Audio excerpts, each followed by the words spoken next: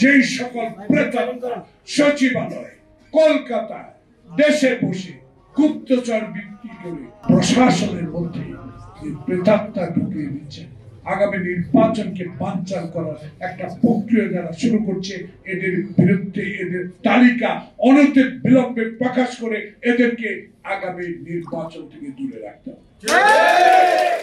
কেউ রাজনৈতিক বল পাল্টাচ্ছে, কেউ 20 দলীয় জোট করছেন নির্বাচনের বিরুদ্ধে যাওয়ার জন্য। করে দেখেন না, প্রমাণ করে দেখেন না মানুষ ভোট চায় কি চায়। শেখ হাসিনা হিন্দুস্তানের কলকাতায় দিল্লি যেখানেই থাকেন না কেন, বাংলাদেশের মানুষ এখন খুবই সচেতন। কারণ আপনি বাংলাদেশের 16 বছরে একটি ওয়ার্ডের মেম্বার ইলেকশন পর্যন্ত দখল করেছেন। বাংলাদেশের ইতিহাসে আপনি যে কলঙ্ক সৃষ্টি করে গেছেন, শত চেষ্টা করে বলেও যতই বন্ধু আপনার কাছে থাকুক, বাংলাদেশের 18 কোটি ইমানদার লোকের ইমানের জোর অনেক বেশি, আরো বেশি জোর তরুণ সমাজে।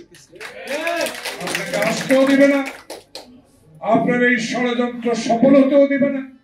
বাংলাদেশের 2026 সালের ফেব্রুয়ারি মাসে ইন্টেরিয়াম গভর্নমেন্টের ঘোষিত নির্বাচন ইনশাআল্লাহ অনুষ্ঠিত হবে।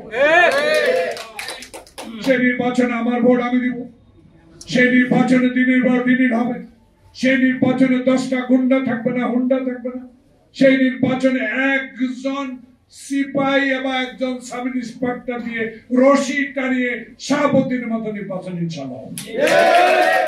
আত্মবিশ্বাস আমাদের কেন? আপনার উপর প্রফেসর শ্রদ্ধেয় নেতা, শ্রদ্ধেয় প্রধান উপদেষ্টা, আপনি অনেক কষ্ট, আপনাকে অনেক কষ্ট দিয়েছে, আপনাকে পায়ে হেঁটে অনেক তালা উঠতে দেওয়া হয়েছে। এগুলো একটু মনে রাখেন, মনে রেখে দয়া করে নির্বাচনের আগে ইলেকশন কমিশনকে সহযোগিতা করে। যারা এখনো বসে আছে আপনার আশেপাশে, তাদেরকে বাইরে করেন,